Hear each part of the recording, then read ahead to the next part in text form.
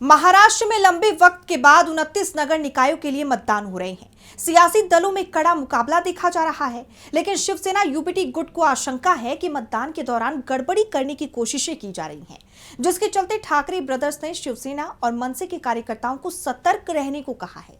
साथ ही ठाकरे बंधुओं ने चुनाव आयोग पर गंभीर सवाल खड़े किए हैं और कहा है कि गड़बड़ी नहीं होगी, इसकी गारंटी कौन देगा। तो क्या है ये पूरी खबर, जानेंगे इस रिपोर्ट में। महाराष्ट्र में नगर निगम चुनाव के लिए वोटिंग शुरू होते ही प्रक्रिया सवालों के घेरे में आ गई। ठाकरे बंधुओं ने चुनाव आयोग से गंभीर सवाल पूछे हैं।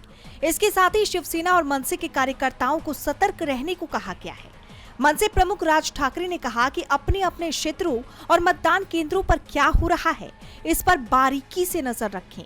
सत्ताधारी दल के उम्मीदवार कहीं पैसे तो नहीं बांट रहे हैं, इस पर भी ध्यान दें।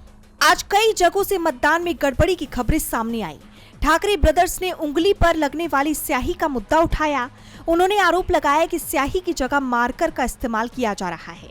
हैंड सैनिटाइजर लगाने पर स्याही गायब हो जाती है, जिसको लेकर कई सवाल खड़े हो रहे हैं। बता दें कि बीते दिन शिवसेना यूबीटी प्रमुख उद्धव ठाकरे और राज ठाकरे ने चुनाव आयोग पर जोरदार हमला बोला था और चुनाव आयोग के जरिए लाई गई पाडू मशीन को राजनीतिक दलों को दिखाए बिना इस्तेमाल किए जाने पर सवाल उठाए गए।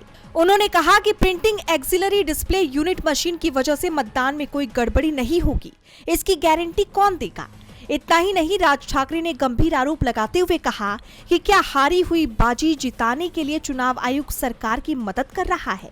आखिर चुनाव से ठीक पहले सरकार और चुनाव आयोग रोज रोज नियम क्यों बदल रहे हैं। पत्रकारों और राज्य की जनता को चुनाव आयोग से इसका जवाब मांगना चाहिए। ठाकरे बंधुओं के आरोपों की बौछार से चुनाव आयोग और सरकार घिर गई है। अब इसका सरकार की तरफ से क्या जवाब आता है, ये देखना होगा। डीबी लाइव की रिपोर्ट।